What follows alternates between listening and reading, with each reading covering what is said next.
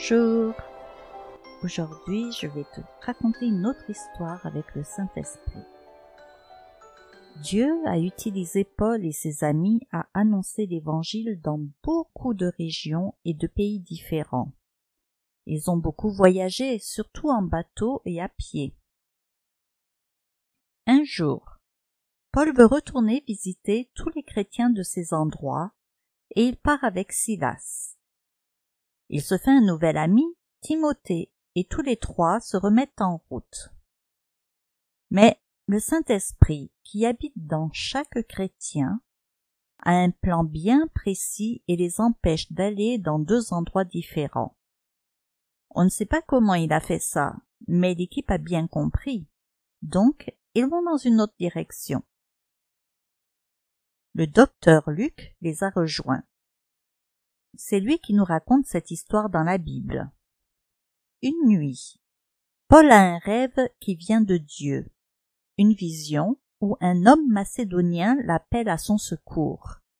« Passe en Macédoine, secours-nous » Alors ils comprennent tous que Dieu les envoie dans cette région, en Europe, pour annoncer la bonne nouvelle du salut et du pardon en Jésus-Christ. Ils choisissent une grande ville qui s'appelle Philippe.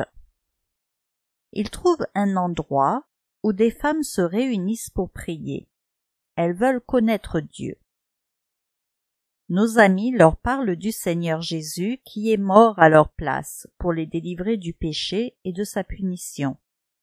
Puis que Dieu l'a ressuscité le 3e jour. Alors, l'une d'entre elles, Lydie, croit à cette merveilleuse nouvelle et donne son cœur à Jésus, ainsi que toute sa famille. Puis ils se font baptiser pour obéir au Seigneur. C'est la première personne sauvée en Europe. Dieu aime et sauve des gens de n'importe quel pays, que ce soit un enfant, une femme ou un homme. Les hommes ont toujours fait des différences, mais pas Jésus, qui a donné sa vie pour chacun du monde entier. Mais les problèmes commencent. Paul et son équipe savent bien que lorsqu'on obéit à Dieu, le diable n'est pas content et attaque. Et c'est ainsi que, sur de méchantes paroles des gens de la ville, Paul et Silas sont attrapés, laissant Luc et Timothée. Tu sais, Dieu choisit toujours ceux qui peuvent supporter les épreuves. Il est au contrôle, même si c'est terrible.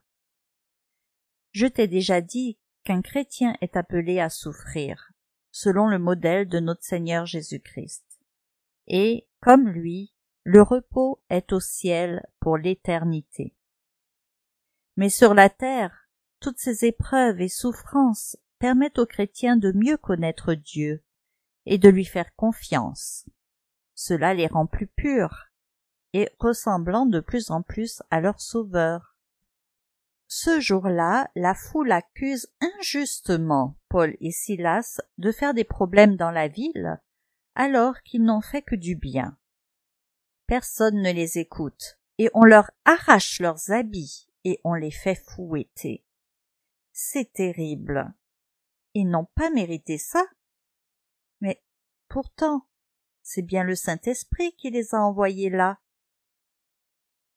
Paul et Silas ont confiance en Dieu. Ils lui ont déjà donné toute leur vie et ils savent qu'il n'y a rien au hasard. Ils ne se plaignent pas, ils ne se découragent pas. Et même, tu sais quoi? Ils sont reconnaissants. Comment je le sais? Eh bien, l'épreuve continue et on les jette dans une prison à l'intérieur de la prison générale encore plus surveillée. Et en plus, on leur attache les pieds. En fait, ce sont les méchants chefs de la ville qui ont peur. Peux-tu imaginer que 2 hommes presque nus et blessés par les coups pourraient s'enfuir? Paul et Silas ont si mal, ils sont si fatigués. Et pourtant, il y a un drôle de bruit dans cette prison que tous les prisonniers entendent. Qu'est-ce que c'est?